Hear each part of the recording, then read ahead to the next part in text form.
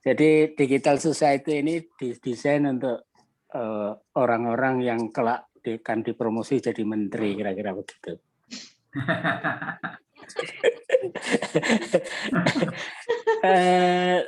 Jadi saya kira sudah disinggung Pak Aris Ananta ya, Mas Haris. Nah, dulu kami mau ngobrol, lalu apa ya kira-kira yang isu-isu yang aktual perlu gitu ya. Jadi lalu sampai pada sekarang adalah era digital dan saatnya kita mendiskusikan mengetahui seperti apa ini sebetulnya. Kalau dalam sosiologi kan ini betul-betul masyarakat baru ya. Masyarakat baru yang teori-teori sosiologi sudah tidak mempan lagi untuk memahami perkembangan yang demikian hebat ini. Nah, kalau ditilik ke belakang, teori-teori sosial itu kan lahir dari perubahan-perubahan gitu ya. Atau revolusi industri telah merubah sosiologi, ilmu politik, sejarah, komunikasi, dan lain-lain. Ini saya waktu itu dengan Mas Rey dan Mbak berpikir kira-kira ada perubahan apa sih, terutama untuk perkembangan teori, metodologi seperti apa. Mas Rita itu kan perlu tahu, kawan kolega perlu tahu, karena banyak teori metodologi yang mungkin sudah harus diaktualisasikan gitu ya. Bahkan ada artikel yang menyatakan sosiologi itu sudah mati. Wah, susah itu. Untung saya sudah pensiun, jadi kalau mati tidak masalah. Tapi intinya mana perspektif baru sekarang berkembang. Kira-kira begitulah. Dan kami sangat senang kalau kawan-kawan, kolega, dosen, praktik, mahasiswa juga berpartisipasi pada diskusi ini supaya kita tahu perkembangan otak gitu ya. Saya kira itu introduksi saya. Silakan diteruskan. Baik, terima kasih Prof. Sunyoto. Jadi di ini selalu ada setiap minggu, setiap hari. Nah, hari sudah semakin siang. Saya persilahkan waktu dan tempat untuk Pak Arief mempresentasikan hari ini.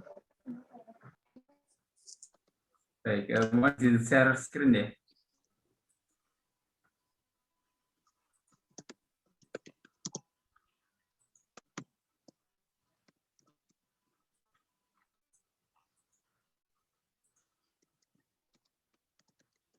Oke, moga-moga terlihat nih. Terlihat, Mbak? Terlihat, Bapak. Terlihat. Lihat ya? Iya. Baik, kita cek dulu. Bisa jalan gitu.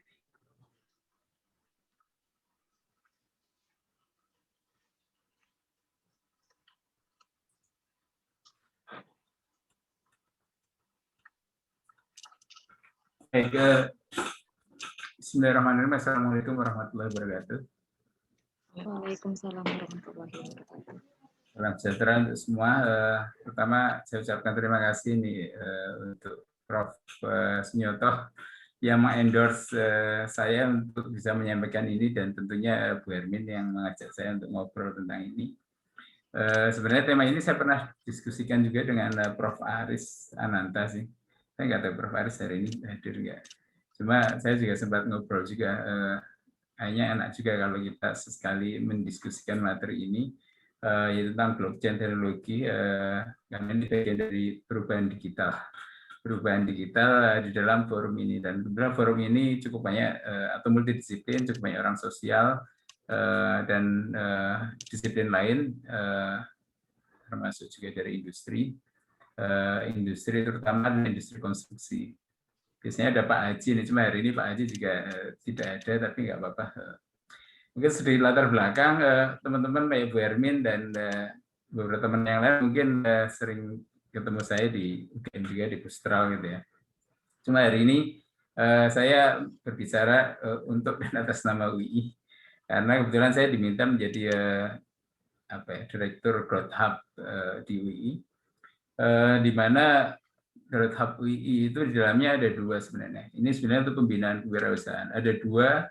Yang satu adalah untuk semacam inkubator bisnis.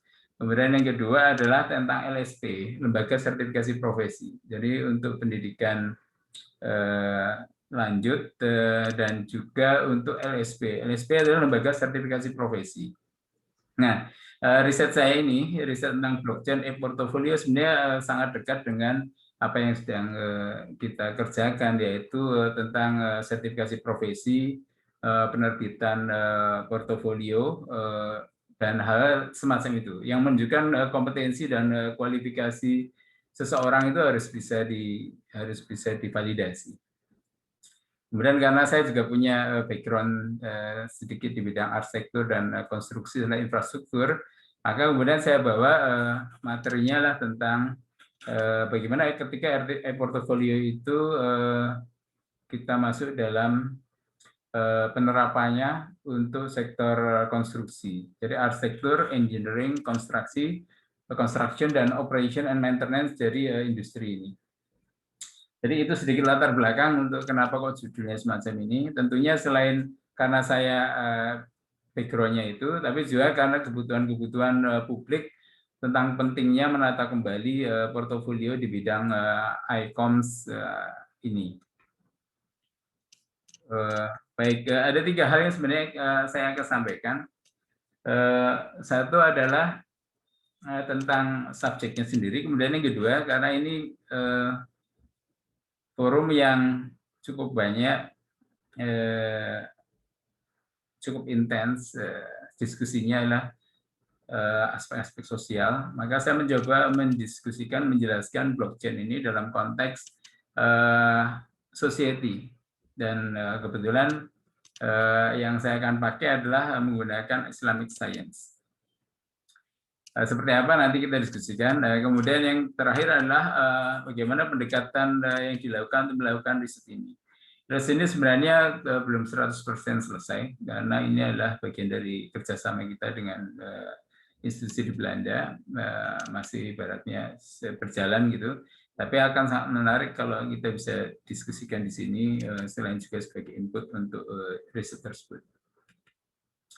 Baik, izinkan saya untuk mundur sedikit biar terlihat mungkin screen-nya. Tidak terlalu tertutup dengan badan saya.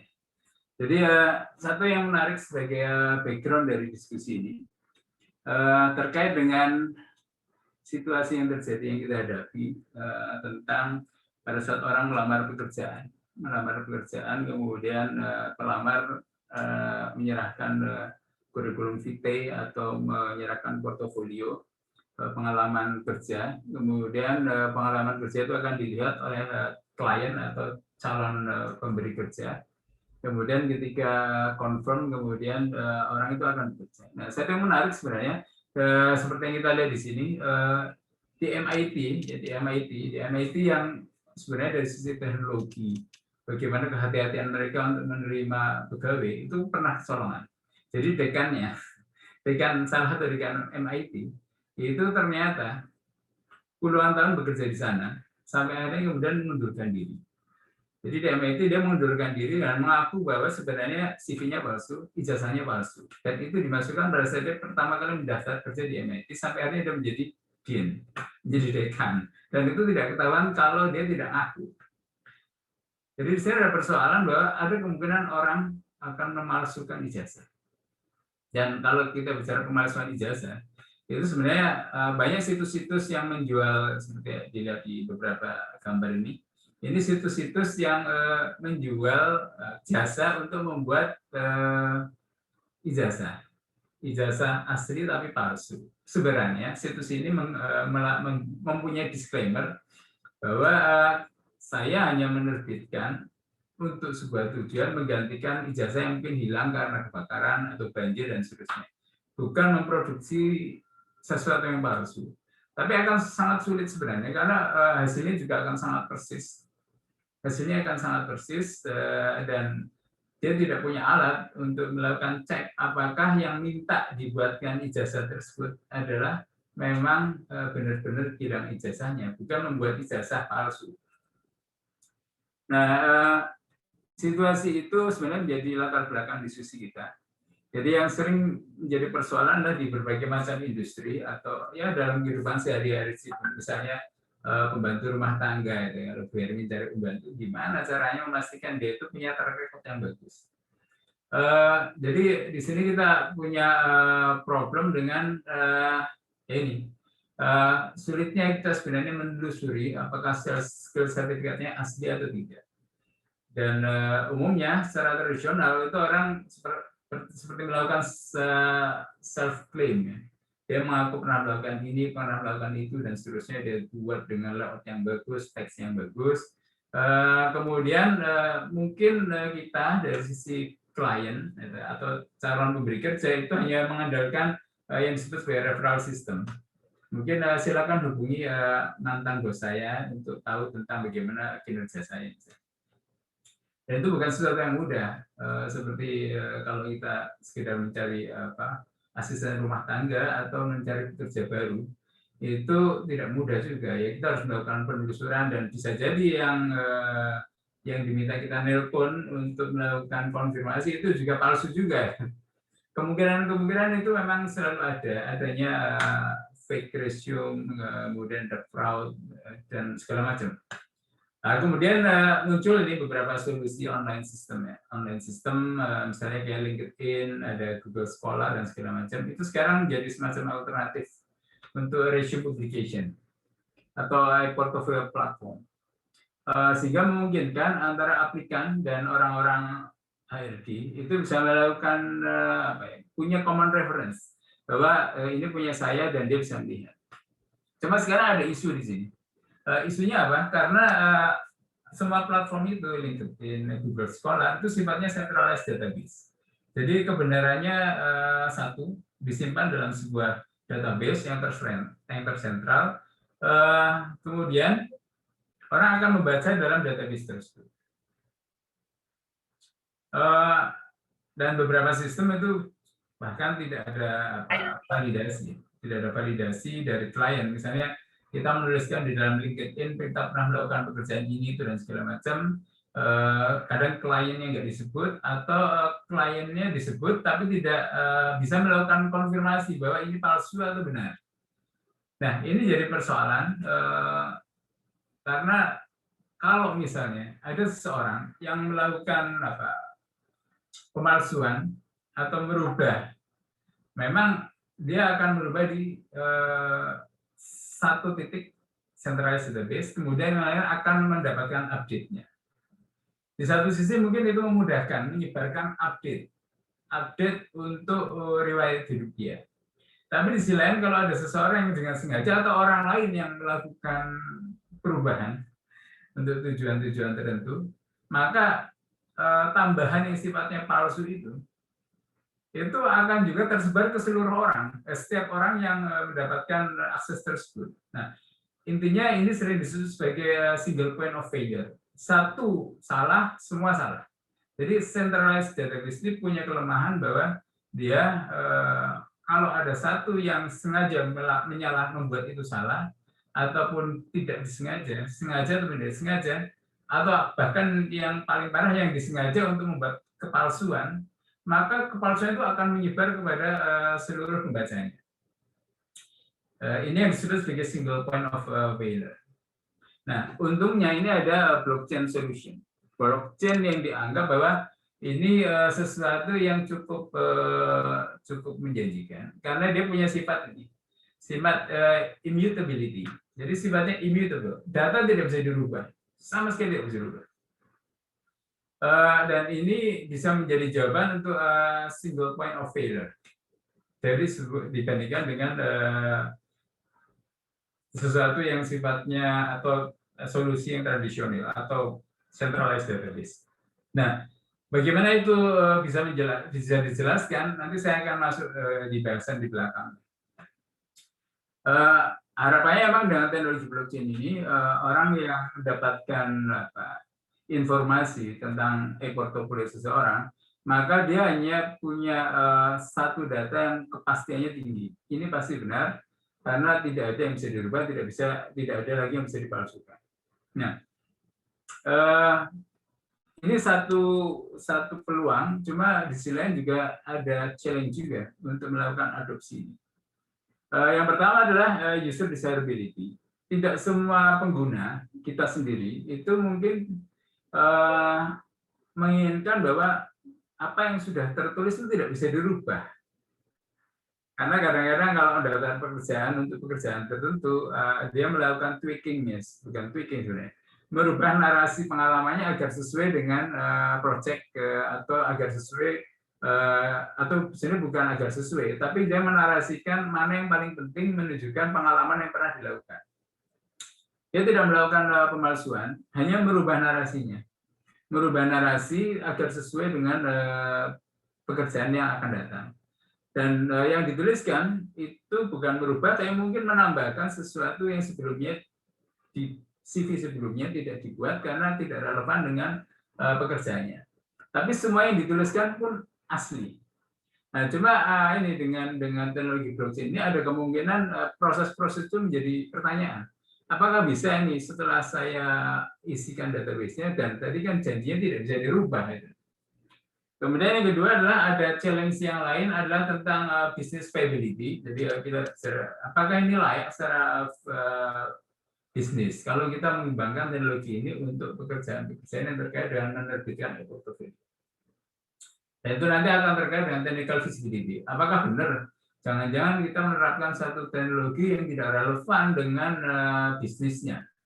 Jadi technical feasibility itu cukup penting untuk sebenarnya melihat ini memang teknologi baru, tapi mungkin tidak semua teknologi baru bisa diterapkan di semua persoalan.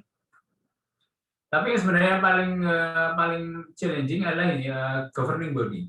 Karena governing body mungkin orang yang paling relevan. Karena apa? Teknologi blockchain itu bisa membuat hilangnya kekuasaan, hilangnya kewenangan untuk institusi yang selama ini sudah nyaman sebagai tempat bertanya tentang kebenaran CV, kebenaran sertifikasi, kebenaran pengalaman, dia akan jadi tidak diperlukan lagi. Karena tidak perlu ada seseorang atau satu institusi yang memverifikasi tentang itu. Nah, artinya apa? Ada persoalan, kemungkinan kalau kita mengusulkan ini, mungkin sekarang ada di LPJK atau di BNSP atau di LSP. Nah, ketika ini jadi, maka mungkin mereka tidak akan pernah ditanya lagi. Biasanya kalau misalnya kalau di asosiasi, kalau di Arstek ada IAI ya, mungkin di LPJK grupnya lebih banyak lagi, ada yang untuk spesialis di jalan, kemudian electricity dan segala macam. Biasanya setiap kali pertanyaan atau setiap kali konfirmasi atau setiap kali akan mendaftar satu proyek baru atau ngebid proyek baru, seringkali kita diminta untuk menerbitkan sertifikasi atau hal-hal yang terkait itu, dan itu rupiah, itu uang. Artinya ada kemungkinan banyak bisnis proses yang terpotong sehingga otoritas tertentu itu akan kehilangan power. Jadi ini satu hal yang mungkin menjadi penting. Nah, kalau kita lihat siapa sih sebenarnya atau sektor mana yang terpengaruh besar kira-kira kalau misalnya negara ini menetapkan everything harus portofolio dan menggunakan teknologi blockchain. Kita lihat aja deh kira-kira yang mendapat kue paling besar sektor mana. Dan kalau kita lihat bahwa semakin besar sektor yang menerima kenikmatan share project itu support adanya perubahan-perubahan yang sebenarnya sangat positif ini. Mungkin kalau kita cari kira-kira sektor mana yang paling besar itu ternyata ini di industri arsitektur, engineering, construction, operation and maintenance dari industri tersebut itu yang paling besar dan selalu paling besar dan hampir setiap saat paling besar dan seringkali terus membesar. Jadi ini udah bertahun-tahun di top list ya. Sehingga kalau misalnya ada perubahan yang mempengaruhi bisnis proses di sana, itu mungkin tidak semua orang mungkin menyetujui. Bisa jadi semua menyetujui, bisa jadi para pengambil keputusan tidak menyetujui. Nah, ini satu tantangan. Pertanyaannya bagaimana caranya PET menuju ke sana agar kalau ini diyakini ini benar, maka perubahannya bisa berjalan dengan baik. Nah, sekarang kalau kita nggak melakukan perubahan, risikonya apa sih? Ada beberapa risiko. Pertama, mungkin kalau kita nggak melakukan riset ini kan tujuannya untuk mengeksplor sebenarnya sejauh mana proses transformasi sosialnya sebenarnya, acceptability sosial, tata kelola, governance, itu bisa berjalan dengan mulus untuk bisa menjadikan tradisional portfolio menjadi portfolio yang berbasis blockchain. Yang pertama adalah kalau kita nggak melakukan riset untuk mengetahui bagaimana sebenarnya respon dari para pengambil keputusan, maka ada kemungkinan orang-orang yang kita bayangkan akan menjadi strong supporter, mereka justru akan menjadi strong blocker. Kalau kita nggak paham arah yang mereka inginkan seperti apa. Jadi penting ini sebenarnya kalau kita bisa revealing their interest dan objektifnya, kita bisa melakukan strategi untuk melakukan adopsi blockchain teknologi yang mungkin paling tepat. Di sisi lain sebenarnya kita juga bisa diam saja, nggak usah melakukan itu, biarkan saja business as usual. Nah, resikonya adalah seperti ini. Ini adalah contoh ini bangunan di Jakarta, runtuh begitu aja, nggak ada angin, nggak ada tiba-tiba runtuh. Ini kan sebenarnya karena di dalamnya ada beberapa palsuan dan ada beberapa pemalsuan, dan pemalsuan itu berasal dari mental dan perilaku individu yang kemudian secara sistematik terkumpul menjadi satu, berakumulasi pada kerusakan bangunan.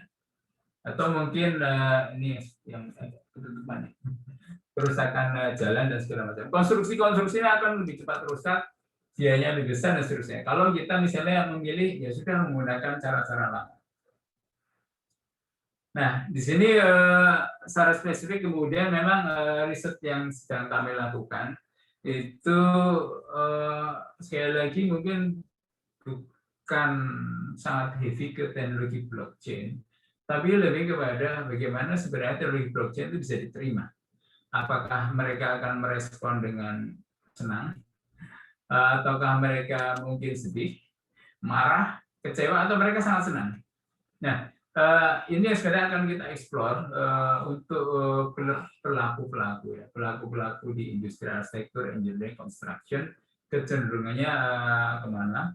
Sehingga dua hal yang menjadi subjek untuk penelitiannya, yang pertama technical aspect, ya, visibility teknis, kemudian yang kedua adalah acceptability untuk blockchain system ini dari sudut pandang stakeholders. Nah, kalau kita lihat di sini di luar ini sudah cukup menjanjikan ya. Artinya mungkin ini merubah peran-peran HRD. Peran-peran HRD akan berubah, kemudian cara mendaftar pekerjaan, cara memaintain pengalaman kita mungkin akan berubah. Kemudian banyak perubahan di sisi ketenaga kerjaan. Nah, mungkin yang jadi masalah kita sendiri bingung, apa ini blockchain?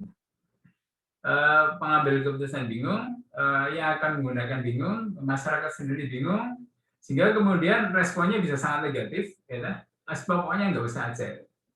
Atau sebenarnya kita harus mengedukasi mereka. Nah, sebenarnya salah satu atau materi berikutnya, saya mencoba untuk membuat satu segmen khusus dalam diskusinya tentang bagaimana mengedukasi mereka dengan bahasa-bahasa socio-culture, bahasa-bahasa yang mungkin sudah dikenal dengan istilah, konsep, pemahaman, pengalaman sosial, pengalaman cultural, dan secara spesifik saya akan berganti dengan pengalaman sosial religius, karena apa ya, nanti pengambil keputusan, pengguna dan segala macam kurang lebih ya dalam society kita itu Islamic society cukup besar ya, jadi mungkin lebih dari 90% Indonesian population. Sehingga saya mencoba menggunakan penjelasan yang ada dalam konsep keseharian yang kita kenal untuk menceritakan blockchain itu seperti apa dan mengapa dia dianggap hebat, kenapa dianggap itu immutable. Immutable apa kalau dalam bahasa sehari-hari ya bisa saja dianggap kekal ya, tidak bisa kekal, bukan kekal, tidak bisa dirubah. Informasinya tidak bisa dirubah, tidak bisa digantikan. Jadi pertanyaan untuk masuk ke sana adalah mungkin apakah blockchain ini sebenarnya satu konsep yang benar-benar baru, atau sebenarnya dalam keseharian kita konsep itu sudah ada. Cuma memang dengan teknologi komputasi maka konsep itu bisa direplikasi dari konsep keseharian menjadi sebuah konsep teknologi, dan dengan kemampuan teknologi itu maka konsep yang tadinya mungkin konsep sosial, konsep keseharian, konsep budaya itu kemudian direplikasi menjadi konsep teknologi yang ternyata sangat robust. Nah, mungkin saya akan mencoba menjelaskan karena dari saya mencoba masuk dalam bahasa-bahasa yang cukup katakan universal. Mungkin tidak semuanya mengenal ini, terutama yang mungkin mohon maaf yang agama latar belakang religinya beda. Tapi saya mencoba menjelaskan dengan bahasa yang umum. Oke, mungkin yang pertama ada yang yakin bahwa Satoshi Nakamoto adalah let's say inventor atau yang pertama mengusulkan blockchain. Tapi barangkali blockchain konsep ya, dan blockchain komponen sendiri itu sebenarnya sudah kita kenal dalam kehidupan sehari-hari. Dipraktekkan, dilaksanakan, dan ada evidence bahwa itu it works. Gitu. Jadi kalau blockchain konsep itu ada istilah decentralized networking, decentralized database, dan itu sudah kita kenal dalam sehari-hari. Kemudian yang berikutnya adalah consensus mechanism. Bagaimana mengklarifikasi bahwa yang benar yang ini, bukan yang itu. Kemudian aspek kriptografi, sehingga dalam konteks ini adalah informasi aslinya masih bisa dipertahankan melalui proses kriptografi yang mungkin tidak semuanya bisa membaca, bisa mengenali, tapi untuk orang yang bisa membaca dan mengenali dan tahu ilmunya, maka apa yang muncul itu adalah sama dengan apa informasi aslinya.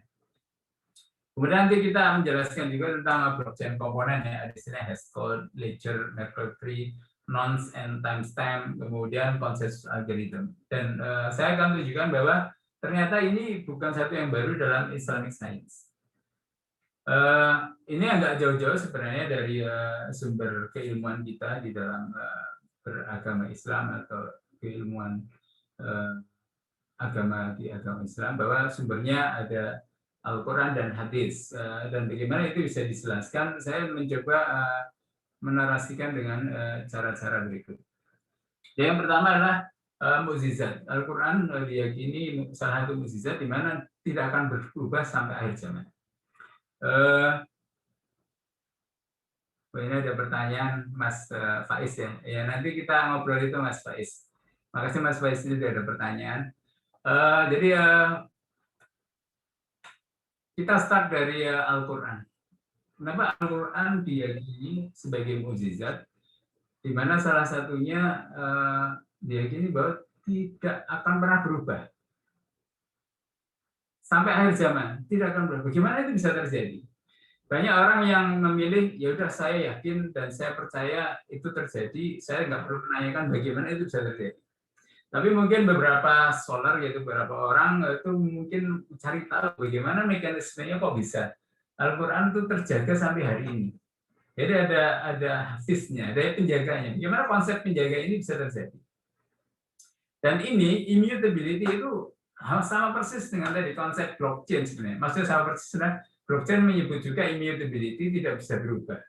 Nah, dia akan permanen, tidak bisa berubah. Kemudian dan ini saya akan coba jelaskan dengan beberapa konsep, yaitu konsep blockchain konsep dan blockchain komponen. Ini yang pertama, decentralized dan distributed. Kita tidak punya Al-Quran asli dalam hal ini yang kemudian disimpan dalam sebuah kotak atau dalam sebuah masjid yang pertama mungkin kemudian itu sebagai referensi saja. Karena kalau itu yang terjadi menjadi centralized. Yang terjadi adalah Quran itu didistribusikan, decentralized. Jadi kalau kita lihat desentralisasinya mungkin dalam bentuk buku ya. Buku bisa dalam bentuk fisik buku, Al-Quran dalam bentuk fisik, atau ya dalam bentuk komputer, jadi dalam device, di mana artinya di komputer yang ada atau di device yang ada Al-Qurannya, berarti disitulah database-nya tersimpan. Dan artinya kita sudah bicara Al-Quran disebarkan atau database-nya adalah sifatnya decentralized. Bukan dikunci dalam sebuah museum yang keasliannya ada di situ, justru didistribusikan. Kalau ini didistribusikan, konsekuensinya seperti konsep blockchain ya. Blockchain itu kalau ada yang merubah atau sengaja merubah satu huruf misalnya, maka agar perubahan itu adalah benar, maka dia harus merubah data, informasi yang ada di seluruh komputer. Dan itu mungkin ribuan jutaan. Dan effortnya terlalu besar. Bisa dibilang impossible. Nah, sama juga Al-Quran, kalau ada yang mau merubah, maka dia harus merubah di semua lembar, di semua buku, di semua database Al-Quran. Apakah itu buku fisik, ataukah ada di dalam device, atau ada di dalam kepala adik yang kecil ini, dia juga seorang hafiz, atau mbak-mbak yang ini, dia juga menghafalkan semua. Atau mungkin di beberapa rumah hafiz ya. Jadi ada 6.000 kata yang semuanya itu ada dalam kepala, otak, hati, adik-adik semua atau semua orang yang menghafalkan Al-Quran. Artinya itu decentralized dan distributed. Dan kalau ada orang yang mencoba merubah satu huruf pun, dia harus merubah satu huruf di semua kepala, di semua device, di semua keberadaan database. Dan itu membuat tidak mungkin. Jadi itu salah satu kenapa mungkin disebut hafiz ya, karena dia menjaga memproteksi tidak adanya perubahan Al-Quran. Jadi ini satu yang menurut saya cukup menarik ya, kalau kita mau mencoba melihat mukjizat itu, bagaimana mekanisme terjadinya, barangkali ini bisa menjelaskan. Kemudian yang berikutnya adalah ada satu konsep, yaitu consensus mechanism. Sebenarnya yang penting di sini konsensus mekanisme adalah menjamin purity kalau di sisi kita, bahwa seorang Muslim dia yang bisa membaca, mengingat, ya, sebelum mendapatkan ijazah hafiz atau yang disebut sebagai guardian atau memorizer, itu akan melalui proses katakan konfirmasi. Karena penting adalah habis ini menjamin purity, keasliannya. Jadi tidak hanya sekedar, jadi yang misalnya ini almarhum ini, kita sudah almarhum Ahmad Muzamil ini, dia punya urutan guru-gurunya dari dia ke gurunya sampai akhirnya ke Nabi Muhammad SAW. Jadi cara membacanya sama persis, tidak ada perubahan, tidak ada satupun yang berubah. Dan itu menjadi satu konsensus yang ada di dalam agama kita, sehingga kita meskipun kita bisa belajar sendiri, membaca sendiri, tapi seorang hafiz itu dia akan mendapatkan semacam ijazah untuk menunjukkan adanya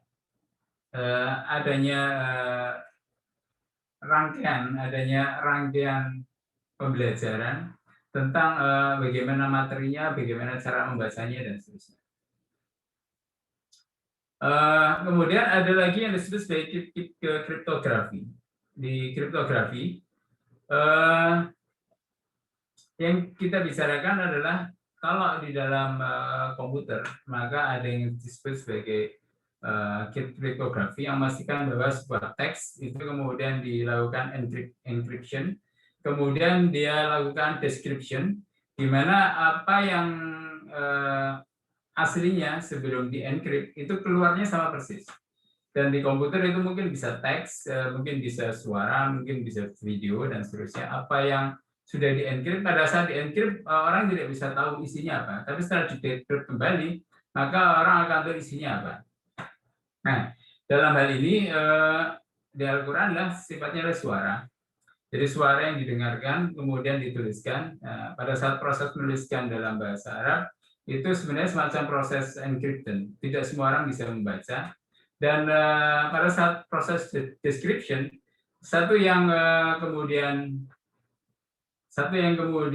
penting adalah suara yang masuk dan suara yang dihasilkan oleh yang membaca harusnya sama persis. Jadi proses decrypting adalah dari suara aslinya menjadi suara yang sama dengan aslinya. Kemudian kita bisa konsep yang sama yaitu blockchain komponen. Di dalam blockchain komponen itu disebut sebagai hashcode. Jadi di sini kita bisa bilang secret graph dari Arabic scripture.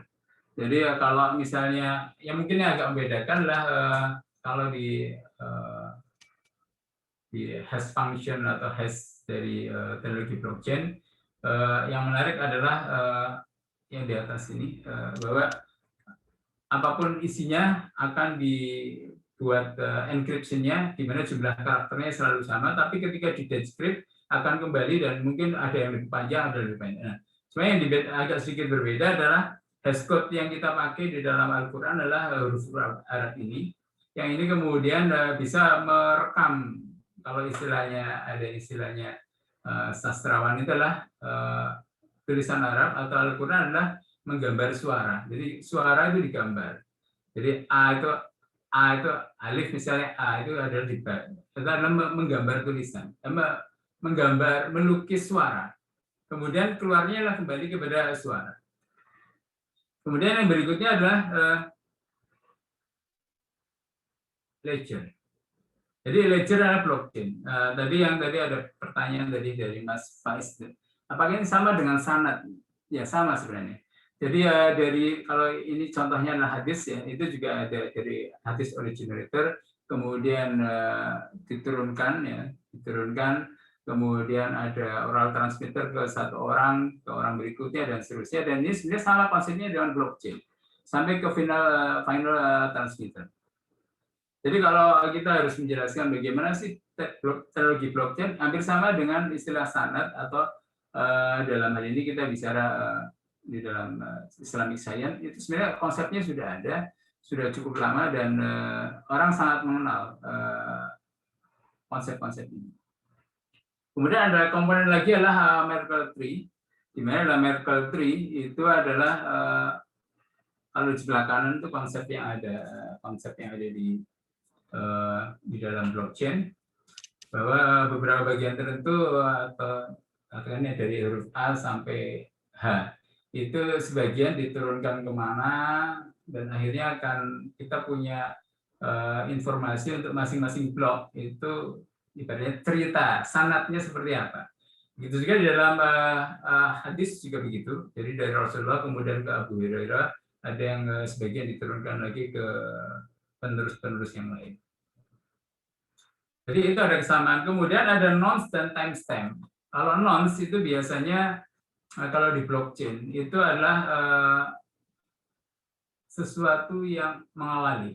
Jadi blockchain itu kan ada transaksi dari A, kalau blockchain di uang ya, dari A memberi ke B, kemudian dari B diberikan ke C, dari C kemudian dan masing-masing perpindahan currency itu yang kemudian direkam. Kemudian itu yang direkam. Nah, di sini pun ada konsep nonsense dan timestamp. Jadi kapan terjadinya pada saat apa? Di dalam Al-Quran itu mungkin disebut sebagai asbabun nuzul. Kemudian di Al-Hadis itu juga ada matannya dan juga ada narasi juga di atas di sini. Bagaimana kejadiannya hadis itu, konteksnya apa dan seterusnya. Jadi nonsense dan timestamp itu juga ada di dalam ilmu-ilmu yang ada di sini. Kemudian yang berikutnya adalah konsensus algoritma. Di dalam teknologi blockchain itu banyak model konsensus algoritma, misalnya proof of work, proof of stake, proof of concept, proof of capacity, proof of importance. Nah, di dalam ilmu hadis lebih banyak lagi sebenarnya. Bagaimana cara mengkonfirmasi bahwa hadis ini benar? Bagaimana menyebut bahwa hadis ini dhaif? Bagaimana jadi ada jenis-jenis hadis dan masing-masing itu ada caranya untuk mengkonfirmasi. Kalau di dalam blockchain itu ada proof of concept, proof of works, proof of stake, proof of capacity, cukup banyak. Tapi ada kesamaan konsep. Nah, itu sebenarnya yang saya coba jelaskan dulu dengan bahasa-bahasa yang barangkali sebagian besar dari kita sudah mengenal. Dan tadi ada pertanyaan dari Mas Faiz juga. Apakah ini sama dengan sanad? Benar, Mas. Ini sama sebenarnya. Jadi itu bukan satu yang asing dan mungkin akan lebih mudah untuk menjelaskan kepada pengambil keputusan tentang apakah itu blockchain dengan ilustrasi ini. Oke, sekarang saya kembali kepada riset yang sedang kami lakukan. Jadi yang pertama adalah kita ingin memastikan bahwa teknologi blockchain itu kalau nanti diterapkan itu bisa memitigate kemungkinan fraud dari skill certification system dan portfolio production, terutama di bidang ICOM. Tapi secara spesifik kita memang akan melihat bagaimana model-model blockchain arsitektur yang mungkin bisa diterima oleh stakeholders.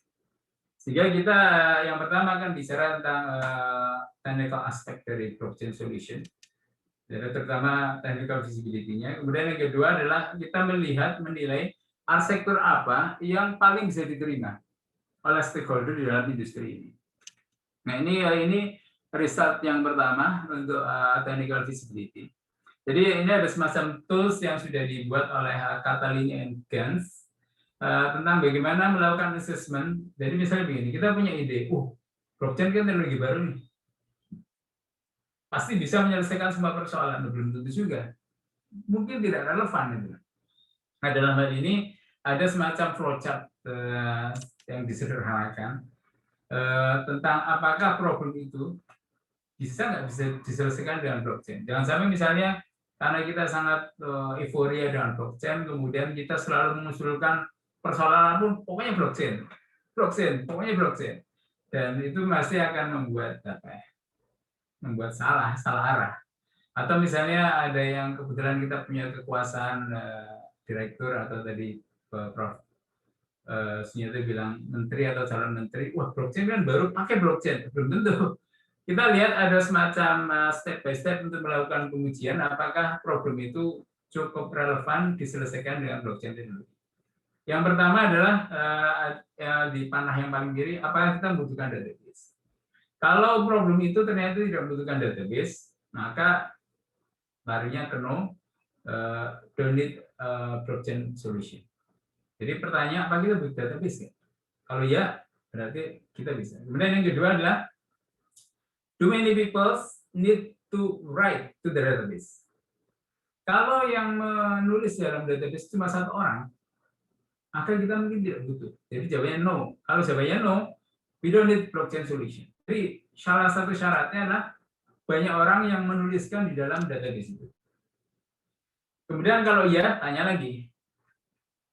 Do user trust each others? Kalau jawabannya iya, udah saling percaya, yang memasukkan data, yang membaca data itu mereka percaya, ya udah nggak perlu blockchain. Tapi kalau tidak, mungkin kita butuh blockchain solution. Kemudian ada pertanyaan lagi, kalau misalnya memang tidak saling percaya, pertanyaan apakah ada orang yang bisa dipercaya atau pihak lain bisa dipercaya? Misalnya, is there any trusted third party possible? Kalau jawabannya ya, karena misalnya ada satu lembaga yang bisa mengkonfirmasi, mengklarifikasi kebenaran dari informasi itu, berarti nggak perlu blockchain. Tapi kalau nggak bisa, no, kita tidak bisa percaya kepada siapapun. Lembaga-lembaga pendidikan kita nggak bisa mengkonfirmasi ke mereka karena mereka hanya bisa mencek transkripnya, mencek ijazahnya, tapi pengalaman dia di luar nggak bisa. Ataukah lembaga-lembaga penerbit atau asosiasi profesi, mereka hanya bisa menerbitkan yang terkait dengan pada saat ujian. Tapi apakah benar ijazahnya asli? Nggak bisa. Atau pengalamannya asli? Tidak bisa. Jadi ada persoalan yang kalau dalam kategori ini, mungkin ini bisa menjadi solusi. Nah, mungkin pertanyaan pertama dulu. Apakah benar kita membutuhkan database untuk portofolio? Ya, kita membutuhkan database. Karena sekarang kurang lebih ada 8 juta engineers. Kemudian perusahaannya sendiri di dalam industri ini ada mungkin 176.000. Jadi sangat banyak perusahaannya. Kemudian pertanyaan berikutnya, ini yang terkait dengan ini terkait dengan seberapa banyak sih orang yang update. Jadi di sini itu ada kurang lebih ya, yang sekarang ya LSP-nya ini. LSP adalah termasuk yang mungkin update database, yang dimana sekarang jumlahnya ada 1.800 certification body. Ini sebenarnya belum termasuk organisasi profesi. Ini adalah LSP yang ada di bawah BNSP. Jumlah ini lebih banyak lagi. Dan mereka itu harus selalu mengupdate database. Belum lagi orangnya, pekerjanya. Pekerjanya itu sekarang itu kurang lebih ada 10 juta resume update. Jadi kalau saya setelah melakukan pekerjaan, saya biasanya meminta surat puas kepada pemberi proyek agar itu pada saat mencari proyek berikutnya saya bisa gunakan surat itu. Artinya kita akan mengupdate setidaknya kalau satu proyek, berarti satu orang akan mengupdate. Untuk yang pertama adalah kita mengupdate bahwa kita punya pekerjaan ini. Kemudian nanti harus ada update dari klien bahwa klien bilang ya benar Anda bekerja di sini dan kami puas. Maka sering disebut sebagai surat puas. Dan itu jumlahnya mungkin ada 10 juta. Artinya cukup banyak transaksinya, sehingga artinya kita bicara untuk pertanyaan kedua adalah apakah do many people need to write to the database here? Jumlahnya jutaan. Nah, sekarang pertanyaannya adalah untuk tes yang kedua. Do user trust each other? Sama is there any trusted third party possible? Ternyata jawabannya no dan no. Karena apa? Kita nggak percaya, misalnya calon kita mempelajari CV itu artinya kita tidak percaya. Project mempelajari pengalaman itu karena tidak percaya. Dan dia mencoba untuk mencari tahu apakah ini benar atau tidak. Dan sekarang problemnya user nggak percaya, klien nggak percaya, banyak sekali ketidakpercayaan antar mereka, antar pengguna. Nah, kemudian pertanyaannya adalah apakah ada orang lain, lembaga lain bisa dipercaya untuk mengklarifikasi? Kenyataannya tidak. Karena begini, kalau kita lihat datanya di sini, jadi sekarang itu ada 8 juta engineers. Kemudian dalam database LPJK itu ada sekitar 2 juta engineers itu sudah tersertifikasi. Artinya masih 6 juta yang belum tersertifikasi. Kemudian kalau dicek ternyata yang 1,5 juta itu adalah fake, sertifikatnya palsu. Banyak penerbit sertifikat di daerah barat Indonesia, ada beberapa yang menawarkan dengan sangat murah tanpa tahu latar belakangnya dan sertifikatnya terbit. Itulah contoh sertifikasi palsu, asli tapi palsu. Kita tidak tahu latar belakang pekerjaan apa, tapi asal kita daftar bisa keluar ke sertifikat dan seolah-olah asli. Dan dalam lembaganya sendiri dianggap asli. Artinya proyek sendiri akan menganggap itu asli. Artinya apa? Untuk pertanyaan yang terakhir, is there any trusted third party possible? No. Jadi blockchain itu bisa sebagai solution. Sekarang mungkin itu soal asosiasi ke personal. Untuk perusahaannya sendiri, itu sekarang dari 176.000 company, itu juga sebenarnya 62.000 dari mereka adalah fake company. Jadi perusahaan-perusahaan yang nggak pernah mengerjakan proyek, tapi secara administrasi lengkap, kemudian dia yang mengerjakan proyek itu, dia yang mendapatkan proyek itu, tapi mengerjakan mungkin orang lain. Nah, itu jumlahnya ada 62.000 dibandingkan jumlah company yang terdaftar. Artinya di sini, dari sisi technical feasibility, ya blockchain bisa menjadi solusi untuk portofolio, dan kita bicara khususnya adalah di bidang ICOM industri. Dan tentunya ketika kita bicara ini bisa diterapkan di sini, tentunya ini bisa diterapkan secara lebih luas untuk industri yang lain. Nah, sekarang mungkin surveinya menjadi seperti apa? Nah, di sini yang kita akan melihat arsitekturnya seperti apa. Arsitektur blockchain itu bisa sifatnya sangat private, seperti yang ada di sini, sangat private, orang lain nggak bisa sentuh, atau ada yang sifatnya public, siapapun bisa menyentuh. Tapi begitu dia melakukan menyentuh tadi, itu perubahannya itu langsung dikirim ke semua orang. Nah, inilah di sini yang membuat tadi tidak ada yang bisa masuk karena dia tidak bisa mundur ke belakang. Mengedit bagian depan tidak bisa, hanya menambahkan di belakangnya. Dan ini ada yang sifatnya public, ada yang sifatnya private.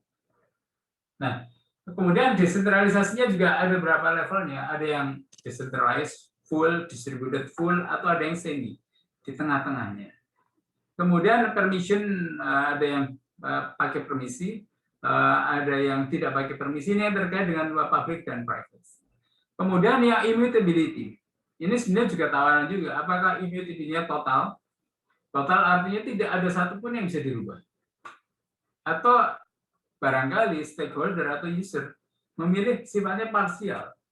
Ada yang tidak bisa dirubah sama sekali, tapi ada bagian yang bisa dirubah. Barangkali itu yang diminta. Nah, belum lagi nanti urusan konsensus ya. Konsensus mau modal apa nih konsensus untuk membenarkan keaslian dari satu sertifikat atau satu e-portfolio, sehingga kemudian aplikasinya bisa menangkap oh ini asli, oh ini palsu.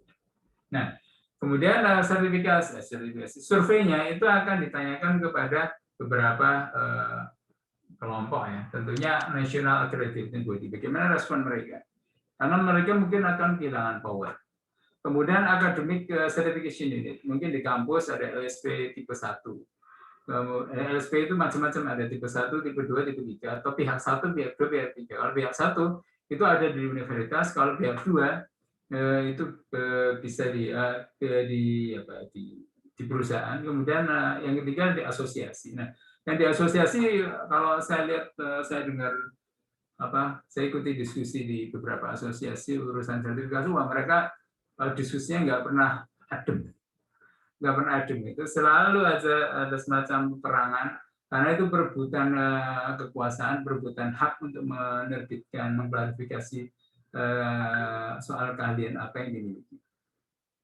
Nah, di sini kita bicara pilihan-pilihan organisasi yang bisa kita approach, misalnya government certification unit, industri, kemudian juga resume producernya.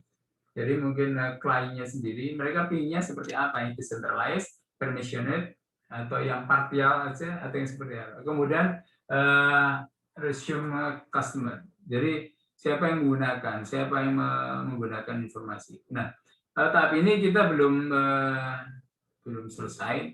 Jadi kita belum bisa melaporkan di sini, tapi barangkali sudah memberikan gambaran apa yang bisa kita lakukan untuk percepatan. Ya, pertama kita bicara percepatan. Pertama karena tadi secara technical feasibility ini sebenarnya layak dan cukup bagus sebagai solusi, tapi stakeholder mungkin menolak.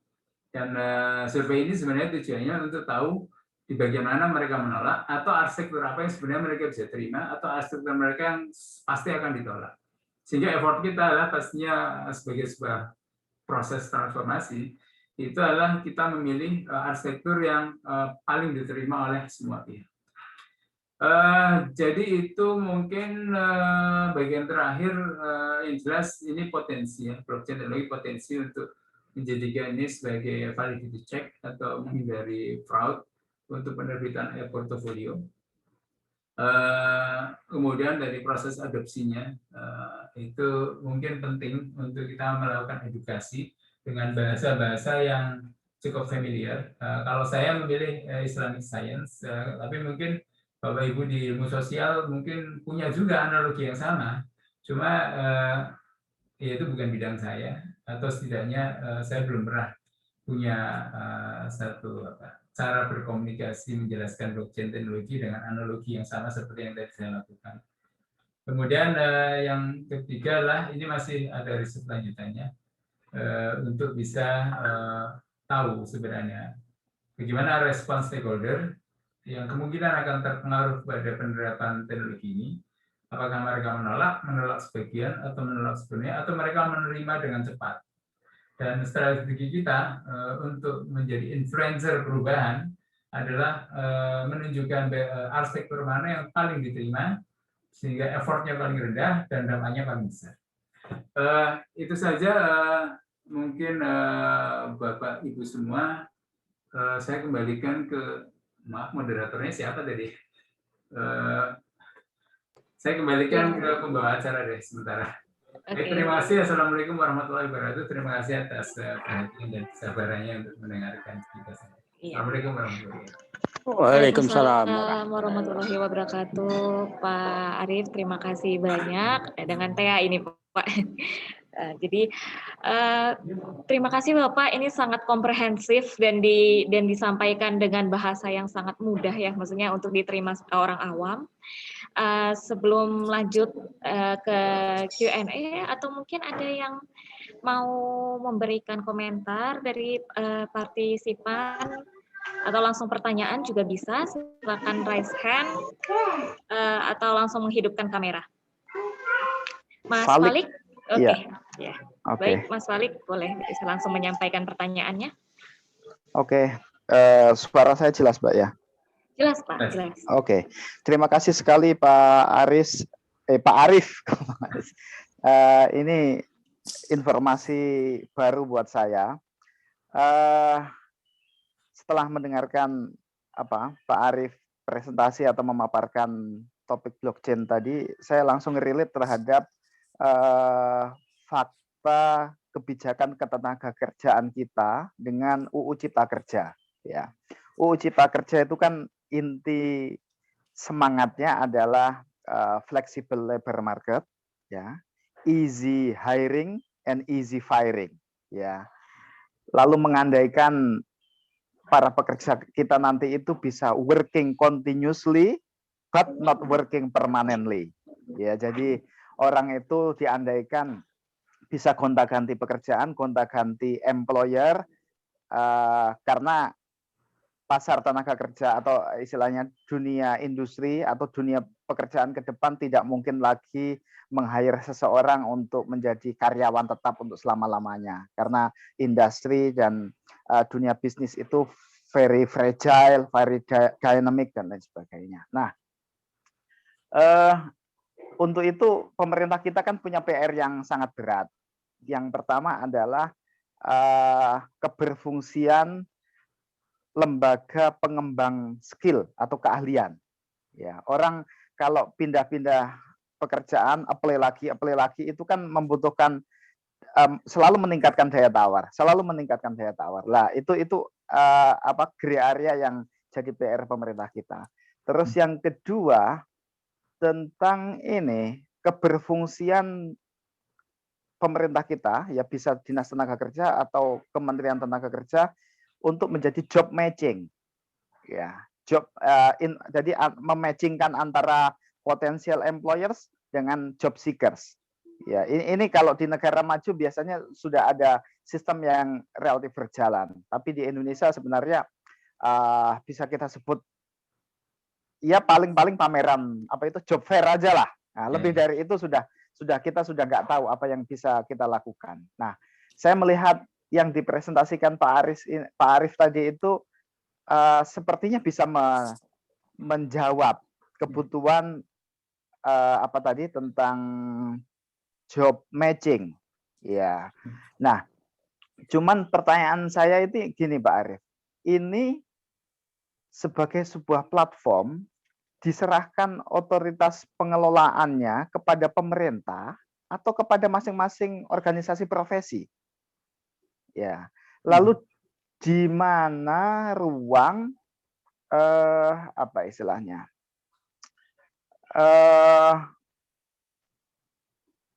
ruang ketersambungan, maksudnya ya, ruang sinergi antara university atau penghasil degree gitu, lalu short term lembaga pengembang skill di Indonesia sekarang akronimnya ada BLK, ada LPK, ada BLKK, ya.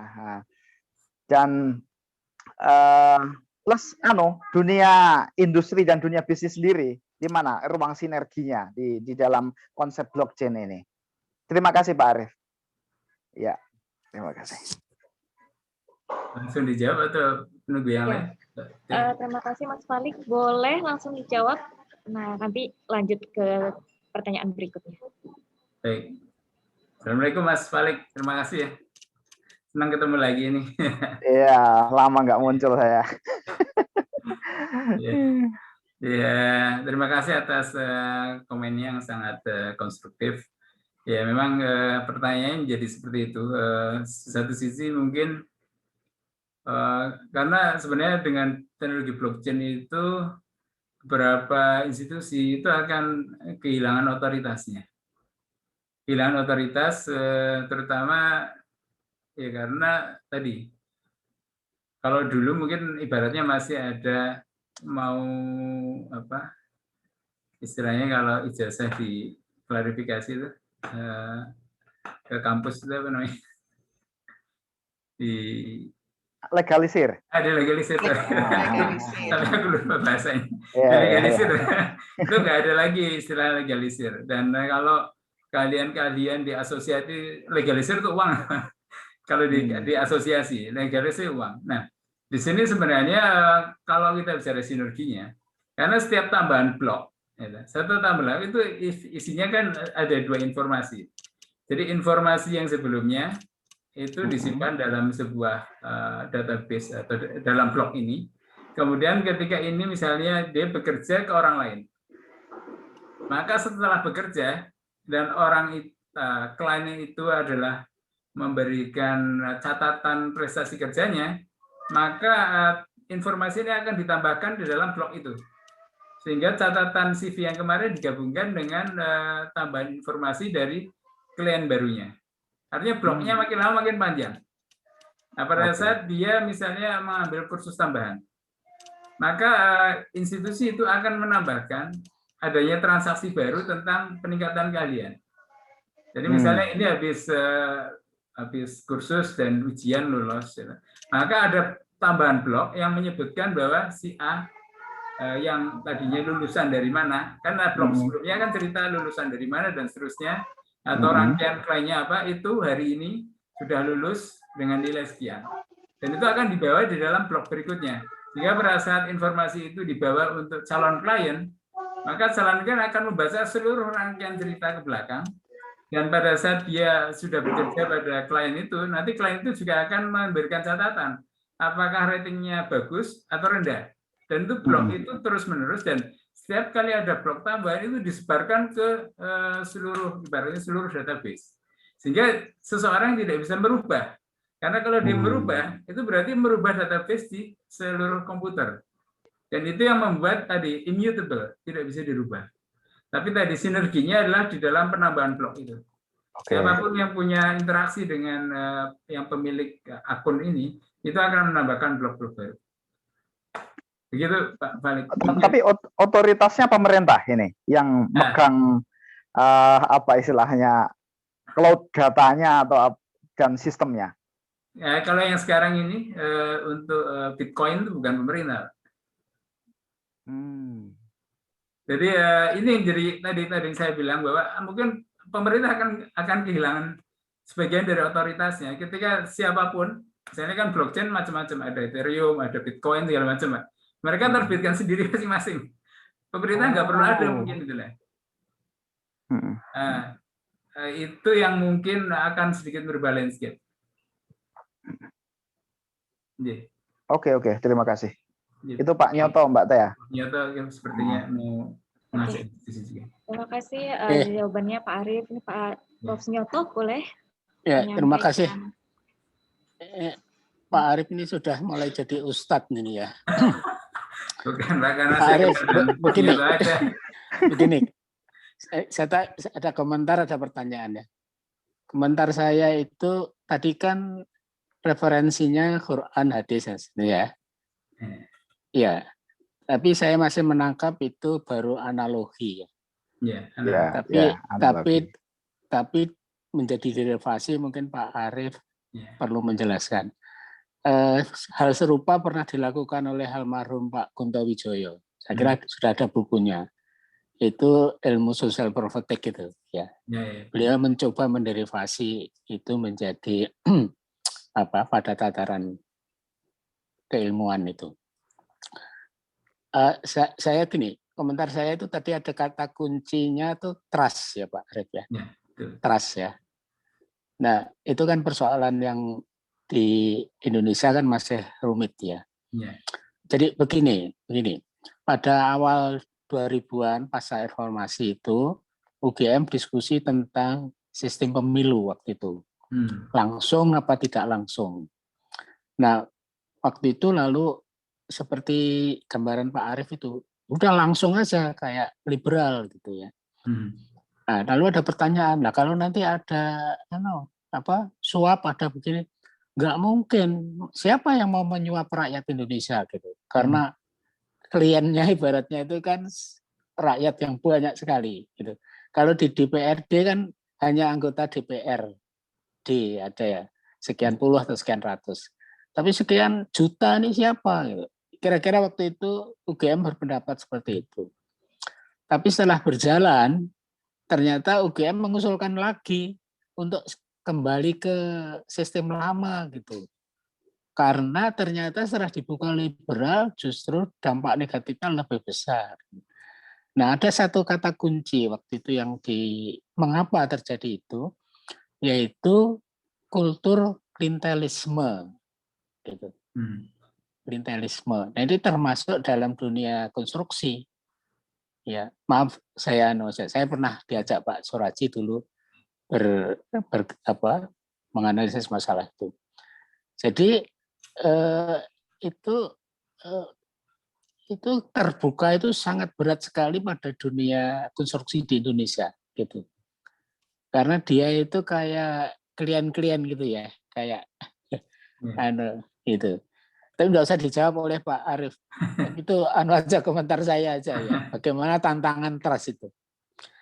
Nah, pertanyaan saya justru ini.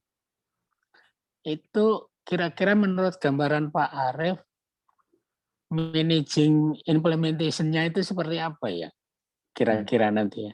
Andai kata persyaratan itu satu dipenuhi, ada database, ada trust, ada apalagi tadi, ada integritas gitu ya. Andai kata sudah dipenuhi, itu kira-kira managing implementation-nya seperti apa? Maksud saya tadi itu, kelembagaannya itu seperti apa? Tadi kan ini kelembagaannya menjadi loose gitu ya. Pemerintah bukan, swasta bukan ya. Lalu SDM-nya seperti apa kalau itu tidak ada gitu. Kalau itu dibuka. Lalu dukungan finansialnya seperti apa gitu ya. Nah, mungkin Pak Arief punya ide karena selama ini di sektor, terutama di sektor konstruksi, itu yang pernah saya dengan Pak Haji terlibat itu baru tataran-tataran filosofis itu, normatif. Undang-undang, peraturan perundangan, nah terus gitu. Lalu tiba-tiba masuk pada teori gitu. Nah, itu kegelisahan ini sebenarnya ada forum berapa dosen ITB, UGM, UI, budaya konstruksi. Selalu pertanyaan mereka, ini lalu apa? Ini kok pakar-pakar ini hanya bicara apa itu namanya? Teori, metodologi, macam-macam itu ya. Terus buat prediksi-prediksi.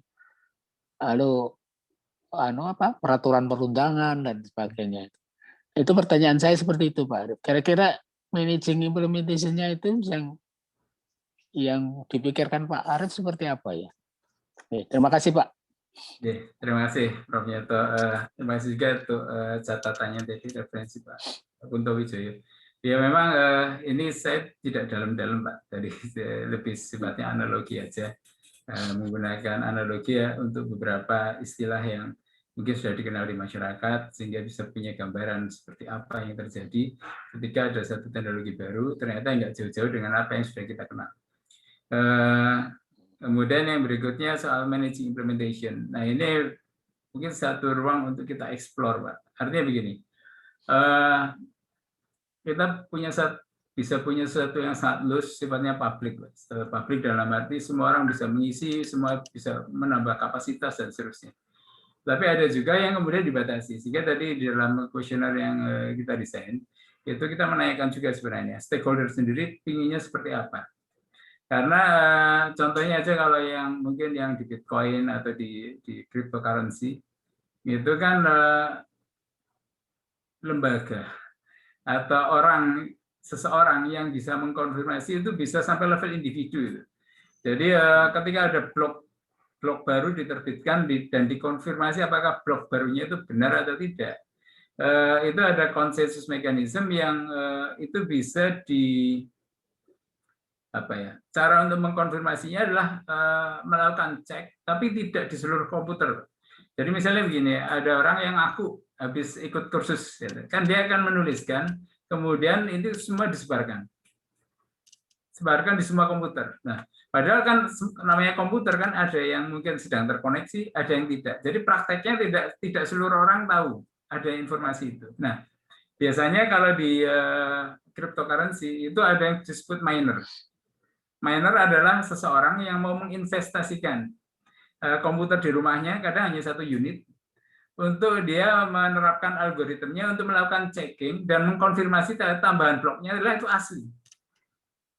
Nah, untuk setiap miner, namanya juga miner, itu kayak gold miner, dia akan dapat poin, dia akan dapat duit juga itu dari investasi dia untuk menggunakan komputernya sebagai alat untuk verifikasi. Nah, itu adalah bisa dilepas seperti itu sampai individu punya peran untuk mengkonfirmasi blok baru, atau lembaga-lembaga misalnya mungkin kampus-kampus ya punya investasi untuk punya kayak blockchain miner, tapi untuk e-portfolio atau asosiasi atau mungkin ada perusahaan-perusahaan yang mendedikasikan resources-nya untuk itu. Dan dia akan mendapatkan uang dari konfirmasi tambahan blok yang dihasilkan. Jadi blok yang resmi menjadi blok hanya yang sudah terkonfirmasi. Kalau misalnya hanya 1, ini di komputer kita ibaratnya calon klien menerima, tapi kan dia hanya tahu 1. Tapi apakah ini hasil atau tidak, itu ada miners yang sebelum ini dirilis, itu mereka melakukan cek. Ada komputer yang fungsinya melakukan cek, dan kalau confirm, maka itu akan publish sebagai blok baru yang benar. Jadi gambarnya mungkin seperti itu, Prof. Memang mungkin belum clear, karena memang yang akan kita cari tahu adalah sebenarnya arsitektur seperti apa yang paling diterima oleh seluruh stakeholders. Makasih, Prof. Iya, terima kasih. Bagus, Pak. Ya, terima kasih. Terima kasih Prof. Sunyoto, Pak sudah menjelaskan dengan baik. Ini saya membacakan dari chat, Pak, dari Bu Visia Ita. Jadi kalau teknologi blockchain ini memang kalau katanya Mbak Ita ini ngeri-ngeri sedap gitu. Kalau untuk cek praktik plagiarisme, teknologi membantu kita memakai plagiarism checker untuk mengidentifikasi secara kuantitatif untuk praktik tersebut. Kalau untuk dampak negatif blockchain ini bagaimana ya Pak kira-kira? Mbak Ita tadi menganalogikannya dengan kalau misalnya plagiarisme pun mengidentifikasi secara kuantitatif. Ya, ini Mbak Ita mungkin bisa dielaborasikan lagi. Ya Pak, mungkin kalau boleh aku mau tanya langsung ke Pak Arief. Ya. Terima kasih. Pak Arief, jadi luar biasa nih ilmunya. Saya antropolog sosial budaya. Jadi ini pengetahuan yang baru buat saya. Nah, karena dunia saya itu tulis-menulis, saya jadi ingat itu praktik plagiarisme gitu. Kan memang juga menulis itu modalnya kan juga trust, integritas begitu. Tetapi tetap saja kan itu yang dilanggar gitu. Rambu-rambunya itu ada di sana gitu. Nah, teknologi juga membantu kita untuk mengecek praktik tersebut secara kuantitatif begitu. Nah, tadi kan Pak Arief pada waktu presentasi di awal tadi menunjukkan kepada kita bahwa seorang dekan akhirnya harus ngaku sendiri, sehingga orang lain baru tahu bahwa dia itu melakukan melakukan pemalsuan ya. Jadi sertifikatnya dia tidak asli begitu, tidak valid begitu. Gitu. Nah, apakah hanya bermodal itu saja gitu untuk menyikapi dampak yang kurang positif dari teknologi blockchain ini, Bapak Arief? Terima kasih. Ya, jadi terima kasih Mbak Bu Ita. Jadi yang kasus MIT adalah tadi kan teknologinya waktu itu belum ada untuk bisa mengkonfirmasi apakah portofolio itu benar atau tidak. Dan ternyata dia lolos, bahkan di MIT, sampai dia akhirnya mengaku sendiri. Mengaku sendiri. Nah, sebenarnya kalau kita bicara dampak negatif, mungkin bukan dampak negatif, kesiapan masyarakat untuk teknologi baru. Jadi begini, kalau sekarang mungkin sudah mulai muncul ya, kalau kita belanja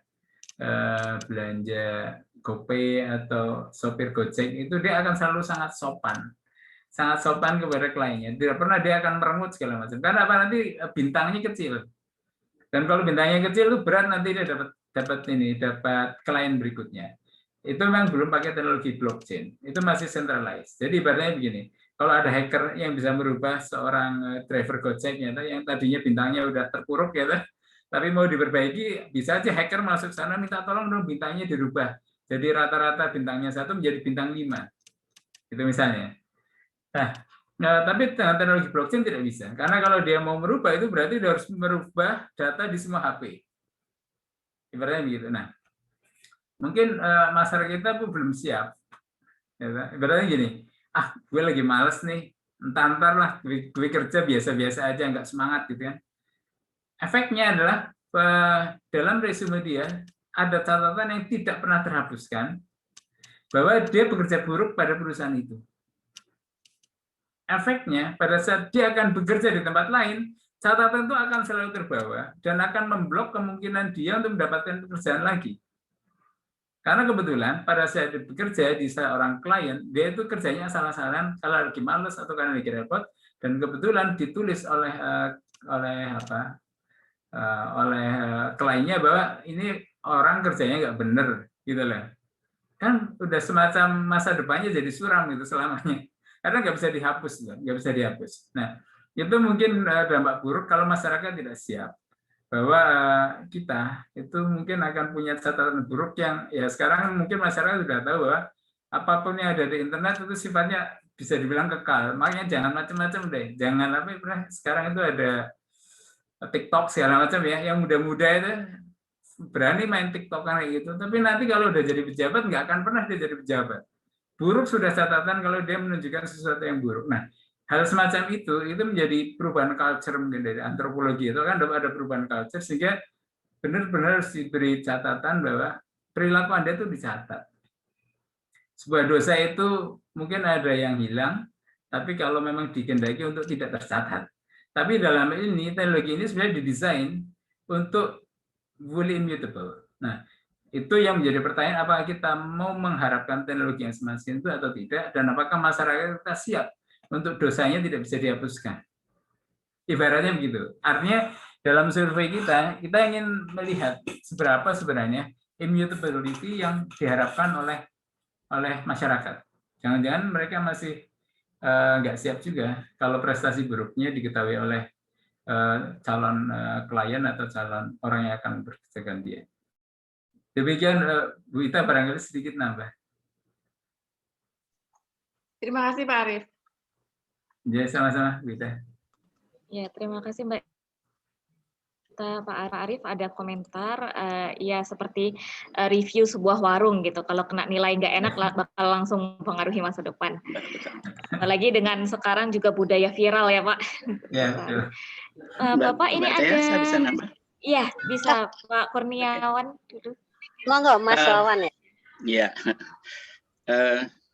Selamat siang Pak Nyoto, Bu Edmin, Mbak Ita, dan Pak Arief. Ini saya agak gelisah nih jadinya.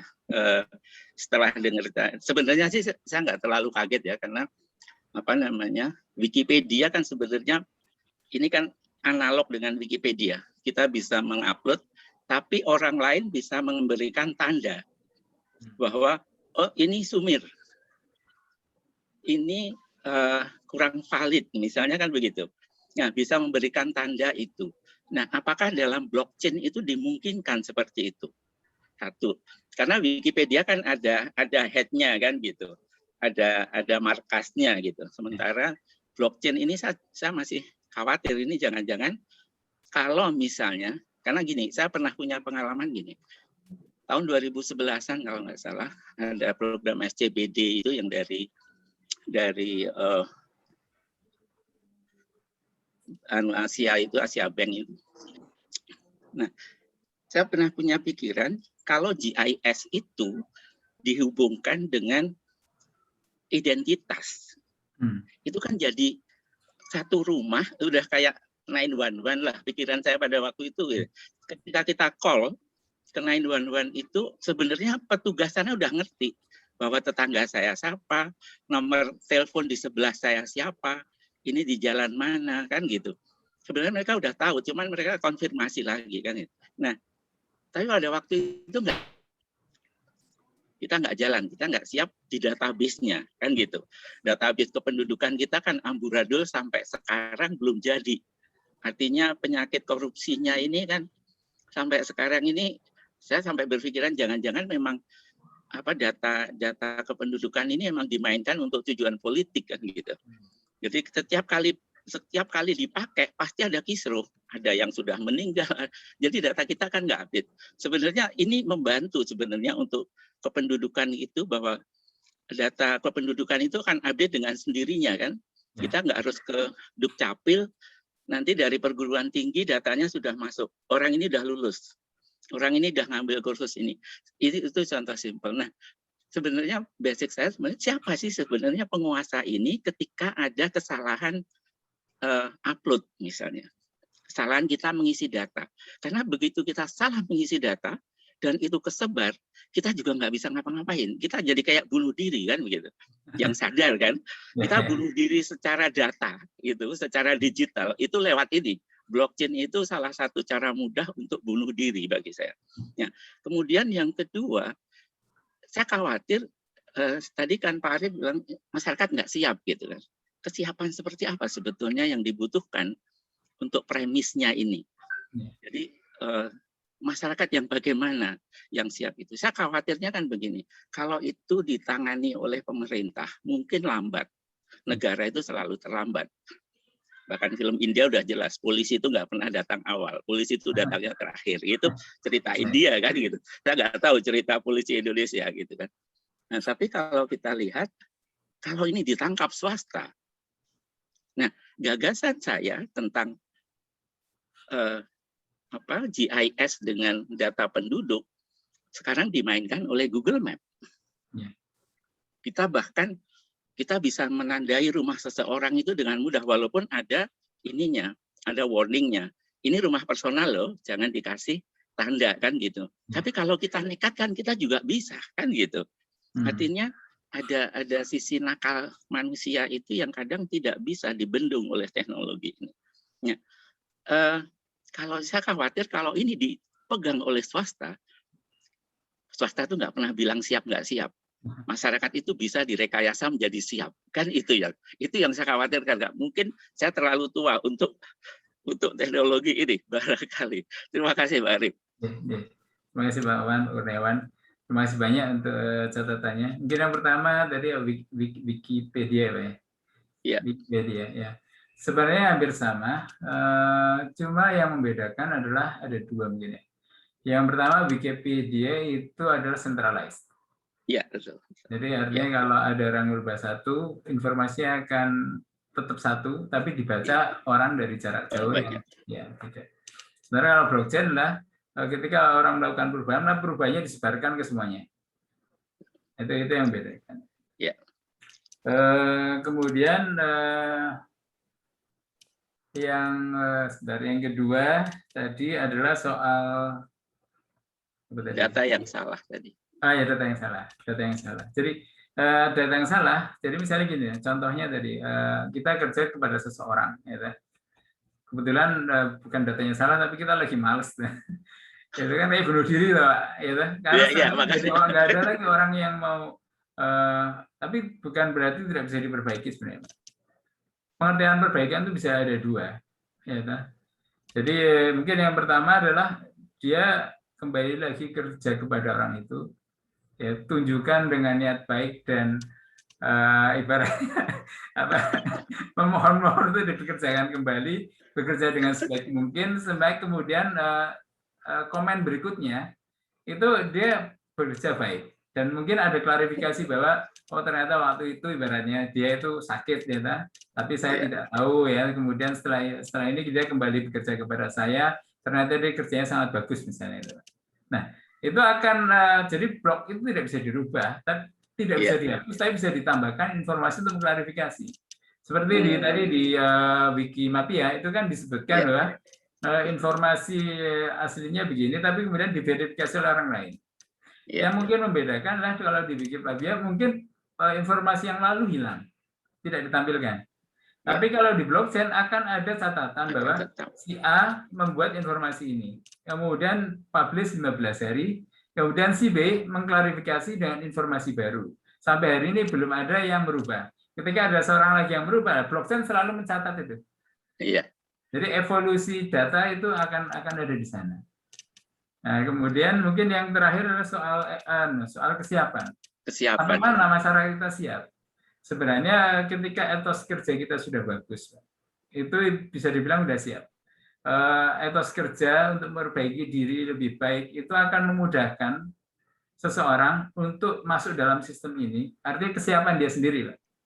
Oh, saya akan bekerja dengan sebaik mungkin. Seperti yang sekarang ini rating dari misalnya Gojek atau Grab itu kan dia sudah diniatkan, etosnya udah beda, Pak. Karena kalau dia buruk itu nanti kalau orang milih nggak mau, Pak. Gitu. Begitu juga dari sisi penjualan online itu di Shopee atau di apa, mereka akan sebaik-baik mungkin. Kalau dia jual barang jelek, Pak, gudangnya penuh terus, Pak. Ibaratnya nggak akan laku, sehingga pada saat dia milih barang yang mau dijual, dia sendiri harus coba dulu, yakin sudah bagus, baru dia dilempar. Nah, jadi artinya menjadi ada kehati-hatian, ada kesiapan, karena catatan buruk itu sifatnya bisa dibilang akan kekal, Pak. Akan kekal tanpa ada intervensi baru. Gitu. Mungkin itu gambarnya Pak Awan untuk memberikan sedikit analogi. Gitu. Ya, Pak Awan. Terima kasih Pak Kurniawan atas pertanyaannya. Ini antara mungkin Bu Hermin dulu ya. Iya, aku cuma nyambung dikit tadi dari Mas Wawan ya. Menarik sekali Mas Arief ya. Luar biasa tadi, wah kita senang sekali nih dapat sharing yang sangat detail dan memang cuman feeling aja sih nyambung dari Mas Wawan tadi ya. Kalau kita lagi diminta untuk expert judgment gitu ya. Dan kemudian datanya itu diambil dari jejak-jejak ininya ya, di media baru dan sebagainya. Itu memang feeling-nya gimana ya Mas, kayak kita tuh masih pakai hati gitu, pakai hati manusia. Kadang saya pernah itu masuk dalam tim yang harus milih orang, terus catatan di medianya itu agak negatif gitu. Tapi kita tuh masih kayak pengen tahu deh dari dia ini sebenarnya kenapa sih dia melakukan itu gitu. Dan kayaknya kami tuh gampang kayak kalau manusia ya, hati manusia itu kan gampang lumer gitu loh, kayak oh ya udah deh kita maafkan gitu ya.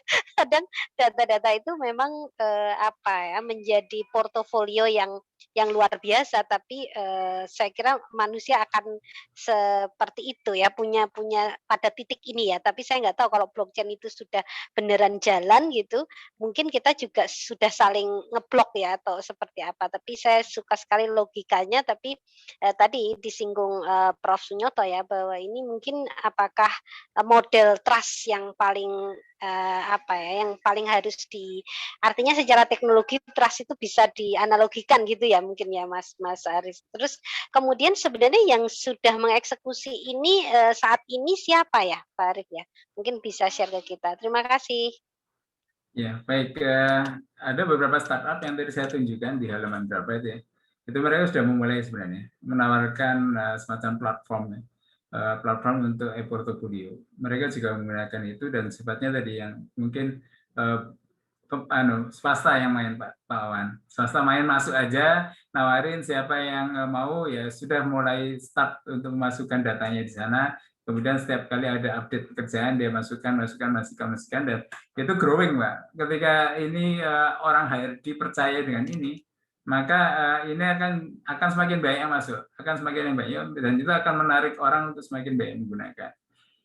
Soal tadi yang soal menerima orang dengan hati itu. Sebenarnya blockchain tidak akan menutup itu. Seperti tadi kasus ada yang pernah bekerja, catatannya buruk, dia kembali lagi memelas itu Pak, tolong Pak, saya masa pandemi saya tolong diterima lagi. Kemudian dia bekerja dengan keras, akhirnya komentar berikutnya bagus. Dan mungkin komentarnya juga mengkonfirmasi bahwa yang dulu kebetulan dia sakit atau lagi ada masalah keluarga bisa dicatatkan di situ. Jadi tidak mati sebenarnya, tidak mati. Dan memang ini juga satu sekali lagi analogi yang bagus juga bahwa kita kan selalu berdoa untuk husnul khotimah. Ya, mungkin pernah melakukan perbuatan buruk, tapi pada saat mati itu adalah kita kondisinya husnul khotimah, dalam kondisi membaik dan terbaik itulah. Jadi ini satu analogi yang bisa menjelaskan juga bagaimana kita sebenarnya etos kerja kita, etos ibadah kita itu juga menuju kepada sesuatu yang makin lama makin baik. Catatan kemarin tidak bisa dihilangkan, tapi kita bisa memperbaiki diri. Nah, blockchain sebenarnya membuka kesempatan itu dan sebenarnya mengundang orang untuk bisa bersikap dengan etos yang lebih baik. Mungkin demikian, Bermin. Masih kemungkinan. Kalau Rokib dan Atit pakai itu lebih mudah kali ya manusia. Timbangan kebaikannya. Baik. Terima kasih Bu Hermin. Iya. Ada Pak Prof. Aris. Pak Aris boleh. Nanti setelah ini Pak Saran Sehat. Ya. Terima kasih banyak. Tadi maaf saya terlambat dan senang sekali saya masih bisa ngejar Pak Arif. Saya juga agak bingung juga, tapi coba menangkap maksudnya. Jadi saya tahu juga bahwa cryptocurrency itu bagian dari blockchain ya. Dan saya kira sih, saya bukan orang teknik, tapi blockchain itu suka tidak suka pasti akan menjadi dominan di kehidupan kita masa depan. Dan waktu Pak Arif cerita tentang semuanya tercatat, saya ingat 30 tahun yang lalu teman saya seorang fisikawan, ahli fisika murni, cerita, Riz, kalau kita punya teknologi, kita yang bisa membangkitkan suara sejak ribuan tahun yang lalu, semua suara itu sebetulnya masih ada di sini, cuma getarannya aja makin pelan, itu diangkat semua menjadi ramai sekali. Jadi saya ingat cerita itu, dan rupanya nanti dalam blockchain teknologi itu, semua digital footprint kita akan kelihatan semua di sana itu. Dan ini memang akan menjadi sangat menarik, suka dan tidak suka, memang ini yang akan terjadi. Dan apakah akan swasta atau pemerintah, ini juga tantangan yang menarik ya. Sebagai ekonom saya juga melihat struktur pasar itu gimana ya nanti ya. Ini memang saya cuma menambahkan pertanyaan-pertanyaan yang akan menggelitik kita di masa depan ya. Bukan masa depan itu 5 tahun bayangan saya. Masa depan itu sudah tidak terlalu jauh lagi ya. Jadi sebentar lagi itu semua sudah blockchain segala macam itu sudah akan masuk. Terima kasih Pak Arif, saya harus belajar banyak lagi nih tadi. Sayang saya terlambat 1 jam. Terima kasih Mbak. Terima kasih Pak Aris ya. Mungkin memang ada perubahan-perubahan nggak terlalu lama ya dalam 5 tahun, dan tadi kalau ini oleh sebagian besar orang dianggap sebagai solusi publik yang bagus, maka adopsinya di masyarakat mungkin akan sangat cepat. Dan tadi sebenarnya konsepnya semua orang, semua individu itu sudah sangat paham ya. Bagaimana kita punya etos kerja yang baik, karena itu akan tercatat terus, dan itu mungkin kalau kita bicara pasar kerja, kita akan didorong untuk ibaratnya selalu berlomba-lomba dalam kebaikan, karena kalau ada keburukan yang tercatat di publik dan itu disebarkan semua orang, maka itu akan menyulitkan kita untuk mendapatkan pekerjaan dan seterusnya. Jadi menurut saya teknologi menjadi salah satu penggerak untuk kita menjadi lebih baik. Saya melihat positifnya sebuah teknologi adalah semacam itu. Teknologi IT terutama, orang yang mau bohong jadi nggak bisa bohong. Itu kan satu hal yang sebenarnya positif dan membuat respon kita juga positif dalam kehidupan. Terima kasih sekali Pak Aris. Saya dulu pernah sampaikan ini informal gitu, saya ingin diskusi di ruang ini. Terima kasih nih dikasih kesempatan, akhirnya kita diskusi di komunitas. Dan itu menjawab kerisauan saya Pak Arif tadi ya, saya lebih ngerti. Karena saya membayangkan di masa depan seperti Pak Arif katakan, pekerjaan itu serabutan, orang ganti-ganti. Kalau orang ganti-ganti, karirnya catatannya gimana? Saya tuh sering mikir gitu. Tapi sekarang dengan blockchain semuanya tercatat itu. Semua tercatat. Kerja sehari pun tercatat. Iya. Kita ngobrol di digital society itu juga tercatat itu. Iya, insya Allah. Masuk blog terus. Ya, terima kasih Pak Aris. Pak Arif, ini akan sebenarnya ada satu lagi dari Pak Farhan Sahat. Ya, sudah raise hand. Ya. Matur nuwun Pak Arief, sangat menarik sekali dan sangat mencerahkan. Saya cuma ingin mengkonfirmasi atau juga ya menanyakan ya terkait dengan kayak tadi kan ada alur technical visibility-nya ya. Ya. Itu kira-kira kalau misalkan dipakai untuk misalkan kan ada permasalahan ketidakpercayaan data ya yang itu sangat merugikan petani misalkan ketika terus kemudian kita mengambil beras impor atau terus kemudian kedelai impor begitu karena data stok atau suplainya itu kadang-kadang kan digelapkan begitu. Apakah terus kemudian kalau misalkan menggunakan sistem blockchain itu juga bisa menjadikan pasokan suplai pangan itu menjadi lebih terjaga begitu ya. Dan bayangan saya juga mungkin apakah juga bisa dipakai kepada Bank Indonesia misalkan ketika dia menjaga inflasinya untuk mengetahui data sembakonya itu yang lebih asli begitu, tidak ada moral hazard untuk penggelapan di sana. Sesuai nggak kira-kira konteksnya seperti itu Pak Arief? Ya, sebenarnya alur cek tadi bisa dipakai itu.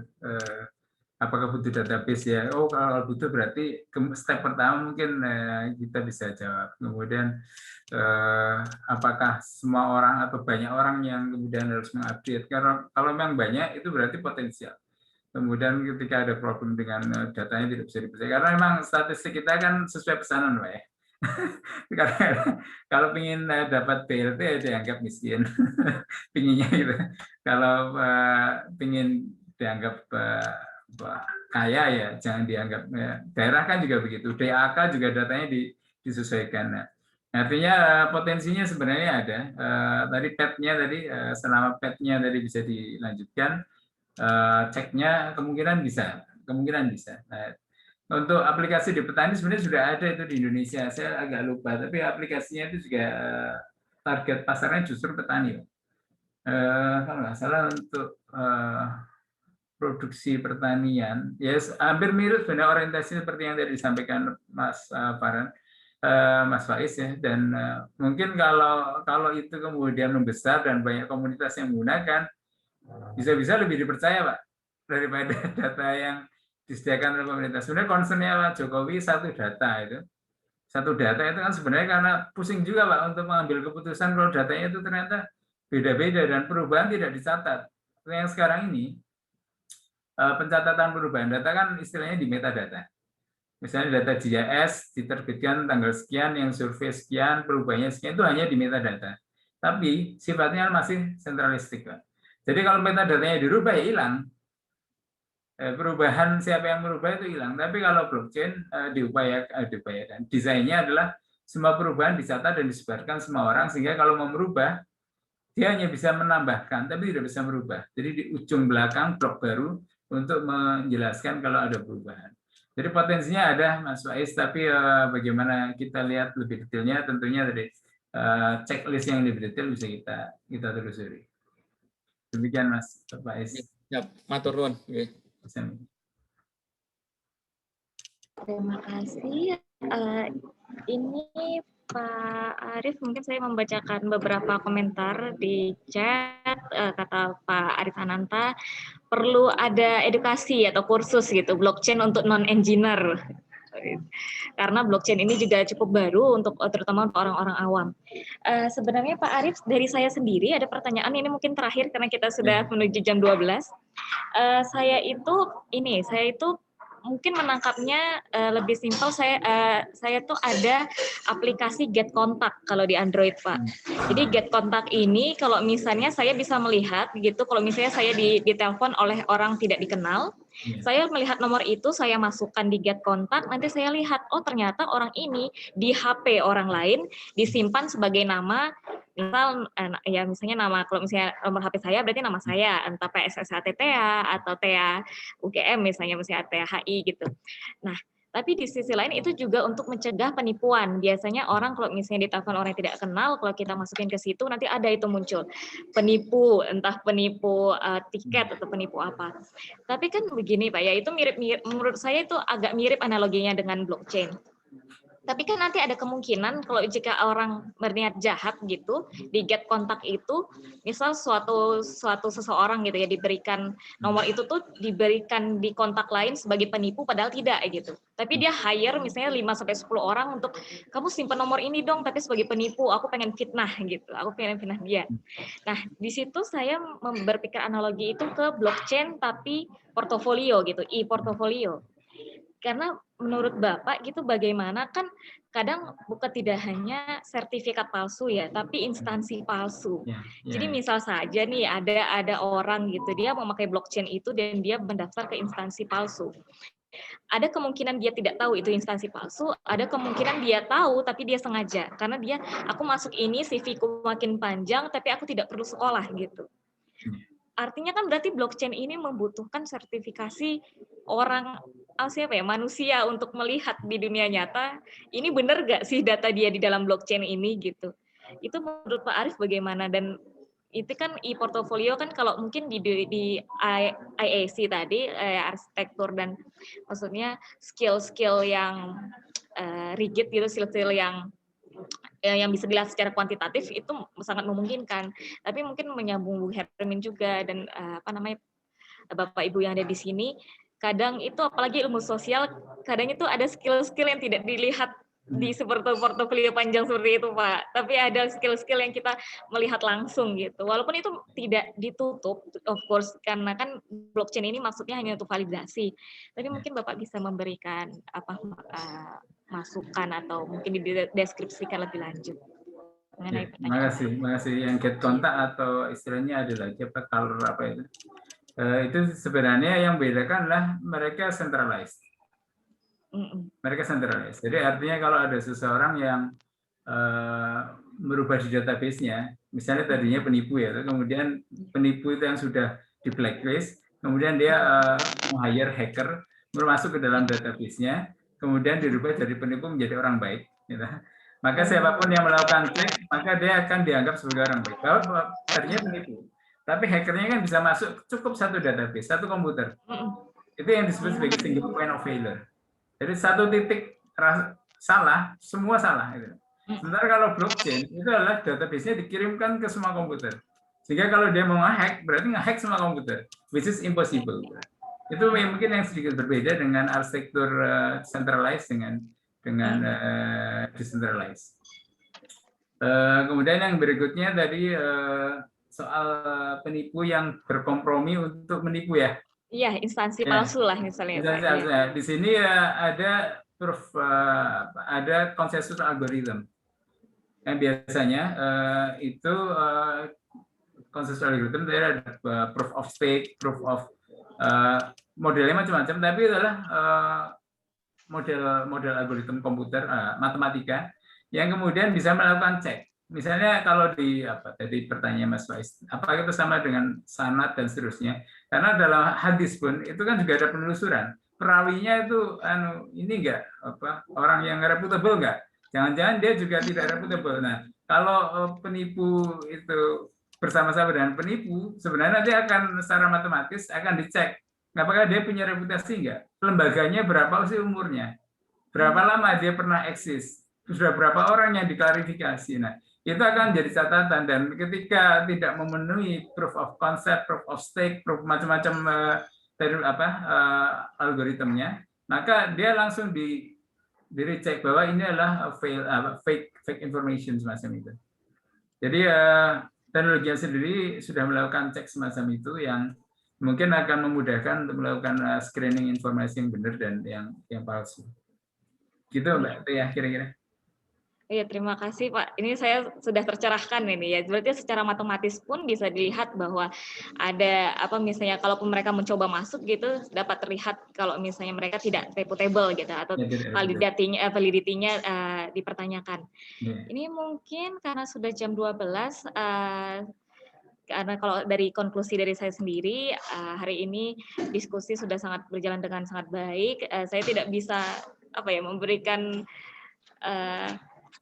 konklusi yang komprehensif mungkin, tapi terima kasih Pak Arief sudah memberikan penjelasan mengenai blockchain dan di mana blockchain itu sendiri ternyata analoginya sangat dekat dengan kita, bisa dilihat dari sisi Islam, bisa dilihat dari sisi analogi-analogi lainnya, dan riset dari Pak Arief sendiri dapat membantu kita atau membantu Indonesia nantinya kalau misalnya apa sih, bagaimana aja sih dari blockchain yang bisa diimplementasikan di Indonesia seperti itu.